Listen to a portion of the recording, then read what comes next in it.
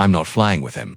Captain David Harlow's voice cut through the jet bridge hum like a snapped cable. Heads turned. A flight attendant froze mid-step, clutching the coffee tray. The black first officer standing in the cockpit doorway didn't flinch, but his jaw tightened. Boarding had already started. Phones were out. The cabin buzzed, sensing something ugly in the air. Marcus Reed held out his hand anyway. First Officer Reed, sir. Dispatch assigned me. His voice was calm, professional, the way you train yourself to be when you've heard worse. David stared at the offered hand like it was a challenge instead of courtesy. Not today, he muttered. Get scheduling to send me someone else.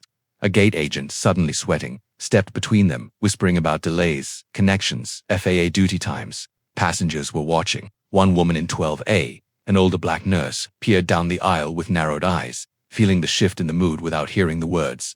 10 minutes later, with operations insisting there was no replacement, Marcus strapped into the right seat anyway. David didn't look at him. He just slammed his headset on and said, "Let's get this over with." Pushback was smooth, the aircraft rolling away from the terminal lights into the violet stretch of evening. Inside, the narrator in your head can almost see it from a drone shot above, the city shrinking, runway lights blazing, silver jet inching toward the threshold while the tension inside climbs higher than its altitude ever will. Marcus ran the checklists flawlessly, voice steady. Before takeoff, checklist complete.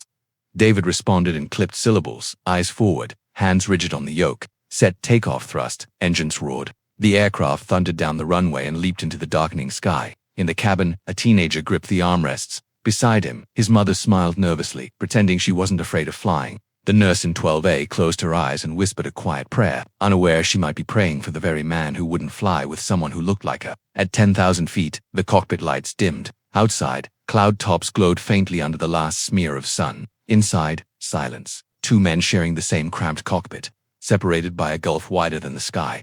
They leveled off in the mid-30s, engines humming like a promise. The autopilot clicked on with a small, reassuring chime. Cabin lights warmed to a soft glow. Drinks clinked on plastic trays, and a child somewhere laughed too loud for the quiet businessman trying to sleep in 3C. David stole a glance at Marcus, noticing the worn edges of his flight bag, the neat notes clipped beside the navigation display, the way his hands hovered just above the controls, never quite relaxed. He hated that the younger pilot reminded him of old arguments he'd never resolved, of a father who'd muttered things about standards slipping.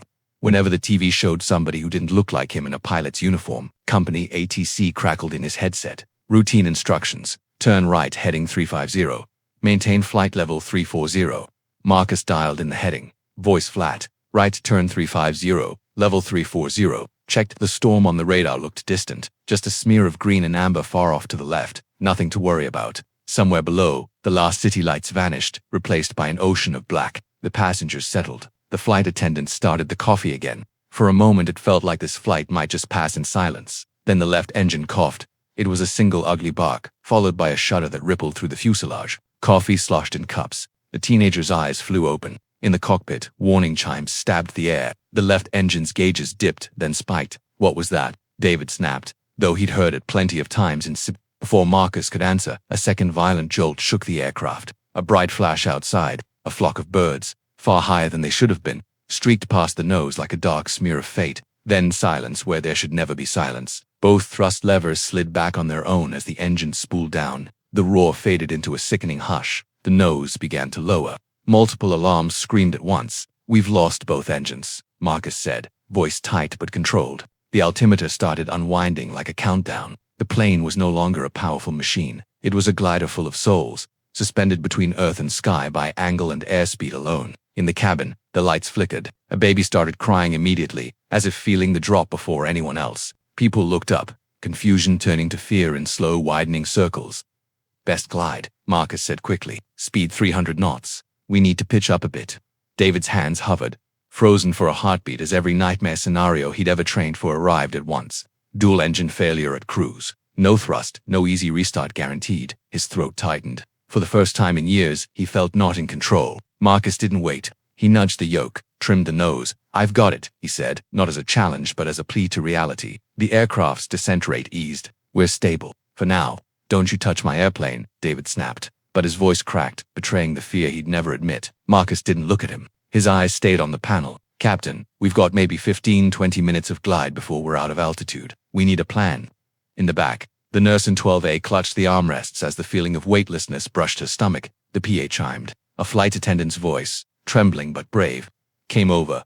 Ladies and gentlemen, we're experiencing a technical issue. Please remain seated, keep your seatbelts fastened, and follow crew instructions.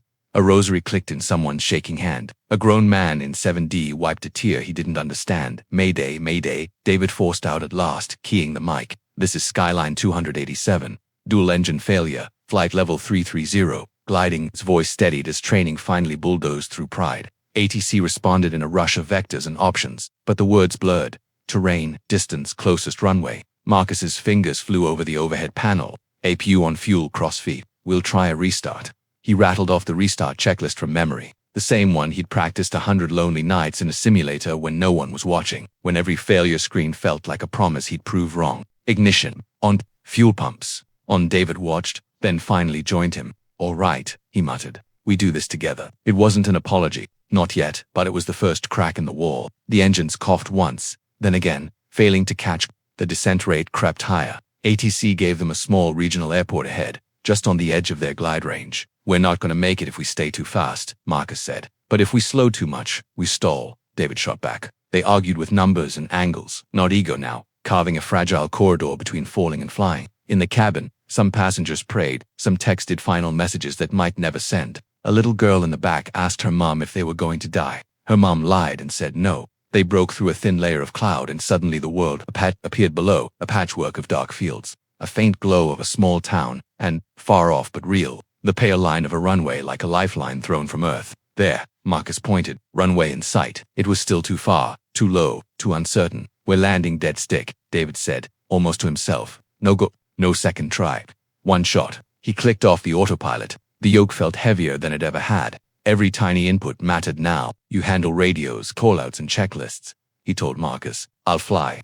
Marcus's chest tightened at the trust hidden in those words. Yes, Captain. In the cabin, the flight attendants were braced in their jump seats, shouting commands over the growing roar of air. Heads down, stay down. People sobbed, clung to strangers, whispered apologies for things they'd done years ago. The nurse in 12A pressed her forehead against the seat in front of her, praying for everyone, including a stubborn pilot she'd never seen. Flaps 1. Marcus called, timing each setting to keep their fragile glide alive. The runway grew larger, but so did the terrain beneath them. They were barely clearing trees now. Alarms warned of low-altitude terrain.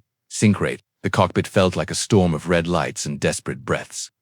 At 300 feet, still with no power, the plane felt like it was falling more than flying. We're low, Marcus warned. I know, David said, voice suddenly calm, like a man who had finally made peace with the only thing he could control.